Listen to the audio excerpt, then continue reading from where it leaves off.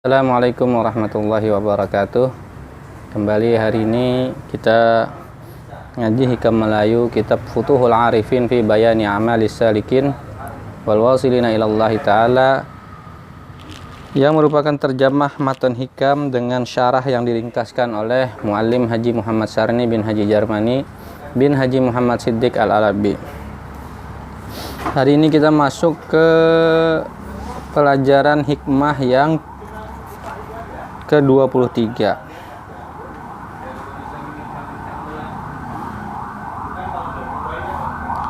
Bismillahirrahmanirrahim. Alhamdulillahi rabbil alamin, wassalatu wassalamu ala sayyidina wa nabiyyina Muhammad wa ala alihi wa ashabihi ajma'in. Qala al-muallifu rahimahullah ta'ala wa nafa'na bi ulumihi wa bi ulumi aslafihi fid dharaini amin. Berkata musannif Syekh Ibnu Athaillah As-Sakandari, La tataraqqab furughal aghyari fa inna dzalika yaqta'uka an wujudil muraqabati lahu fima huwa muqimuka fihi. Janganlah engkau mengintai-intai. Muraqabah itu artinya merasa diintai lah. La tataraqqab, jangan mengintai-intai, jangan menunggu-nunggu, maksudnya kayak gitulah, hilangnya gangguan. Maka sesungguhnya yang demikian itu memutuskan daripada adanya muraqabahmu terhadap Allah pada barang yang ia tempatkan engkau padanya. Jadi jangan menunggu-nunggu, jangan mengintai-intai.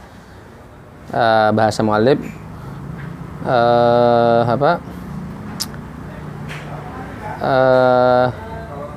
sampai lapang, mengintai sampai kosong lah dari sesuatu, sampai tidak merasa terganggu lagi, sampai bujur-bujur santai, hanya kemudian menetapkan untuk beribadah kayak gitu. Maksudnya jangan melumbar-lumbar waktu lah kayak gitulah. Karena yang demikian itu dapat memotongmu, dapat memisahkanmu daripada merasa diawasi oleh Allah yang engkau ditempatkannya di sana. Aghyar dari kata ghair lah, ialah sesuatu yang datang ke dalam hati hamba yang menghalangi dan mendindingi antara hamba dengan Tuhannya.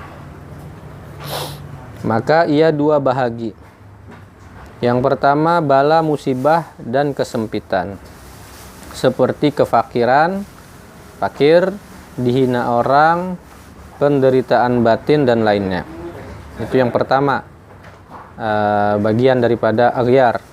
Yang kedua mendapat karomah duniawi seperti dihormati orang. Itu kemuliaan lah, dihormati orang itu, dimudahkan rezeki, dapat terbang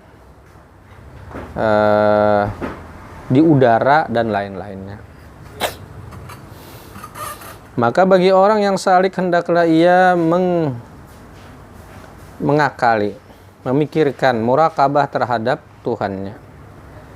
Janganlah ia menghiraukan gangguan-gangguan tersebut, karena semuanya itu adalah semata-mata ujian saja terhadap dirinya. Sekali lagi, ini berkaitan dengan pengalaman ruhani, di mana sesuatu itu datang ke dalam hati atau pikiran kita, baik itu berupa hal yang menyusahkan, yang membuat kita sulit untuk beribadah, karena ada satu bala, misal karena dihina orang, karena kesempitan hidup misal, atau sebaliknya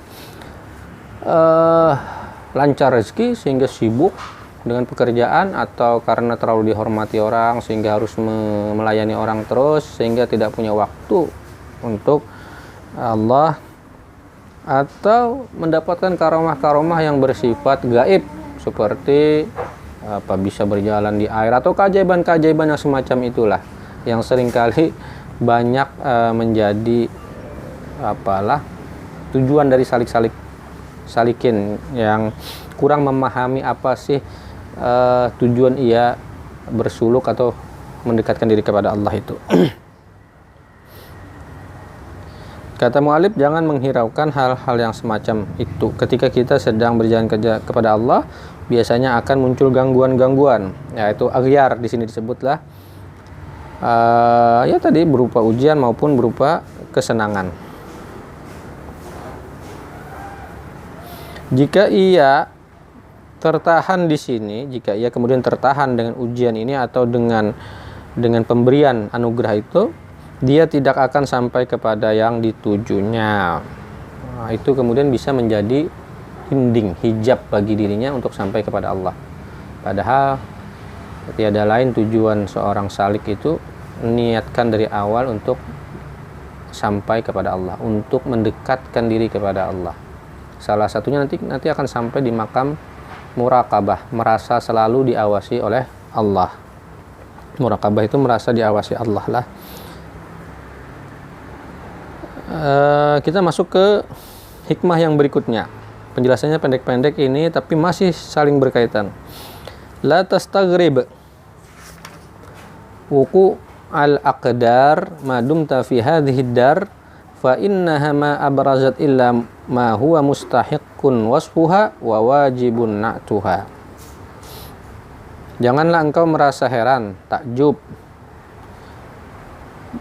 jatuhnya kekeruhan akdar selama engkau berada di dunia ini. Maka sesungguhnya tiada Allah menempatkan sesuatu melainkan menzahirkan sifatnya juga. Jangan merasa takjub dengan dengan dunia ini, dengan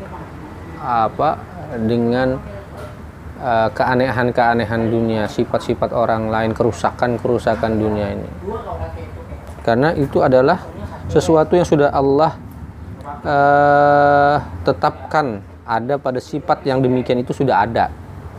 Jadi dunia ini isinya kada cuma kebaikan tapi juga ada kerusakan-kerusakan, keburukan-keburukan. Untuk apa? Untuk belajar. Itu menjadi ujian bagi orang yang ingin mendekatkan diri kepada Allah. Telah dijadikan Allah dunia ini tempat fitnah ujian dan bala cobaan, supaya memalingkan hati orang yang benar-benar beriman kepadanya, supaya hati orang beriman itu berpaling kepada dunia dan menambah kegemaran beramal untuk keselamatan hidup di akhirat. Nah, itu sekali lagi ujian agar kita semakin bersemangat beramal untuk keselamatan hidup di akhirat, karena yang demikian itu sudah menjadi sifat dunia.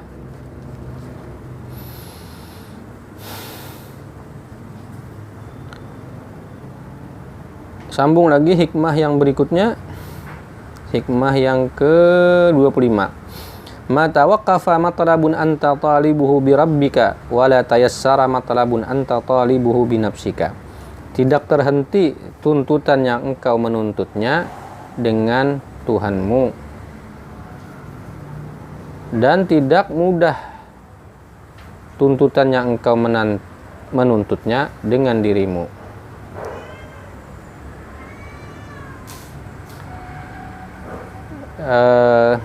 Siapa menuntut sesuatu dengan minta pertolongan Allah, niscaya mudah saja tercapainya. Jika kita memohon kepada Allah, Allah berjanji mengabulkan panggilan kita, doa kita, yaitu bahwa dihadirkannya hati hamba itu, bahwasanya Allah itu besar besertanya dan berpegang atasnya dan menghasilkan apa yang dihajatnya. Nah, ini sudah orang yang merasa selalu diawasi Allah, merasa selalu dekat dengan Allah, merasa Allah ada mengawasinya selalu.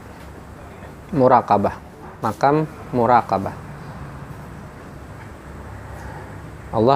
Ia merasa Allah pasti mengabulkan hajatnya, karena dia merasa Allah dekat dengannya. Dan siapa menuntutnya itu dengan berpegang atas dirinya dan daya apa upayanya, niscaya berpayah-payah sajalah ia dan tidak berhasil apa yang dihajatnya. Jika ia dengan tuntutannya itu hanya berkonsentrasi pada apa yang diupayakannya, maka itu sebenarnya adalah bersusah payah, kata muallif. Karena kudrah iradah itu Allah ampunnya. Dia sangat mudah untuk mewujudkan apa saja yang ingin diinginkannya.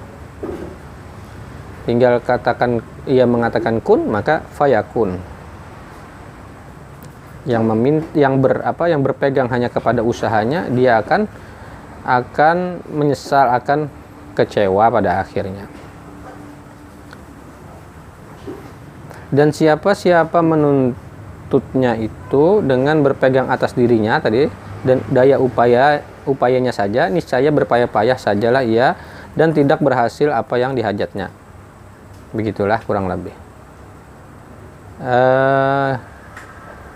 Kira-kira itu dululah. Sudah ada 3 hikmah yang kita bacakan hari ini, masih terkait dengan apa tadi?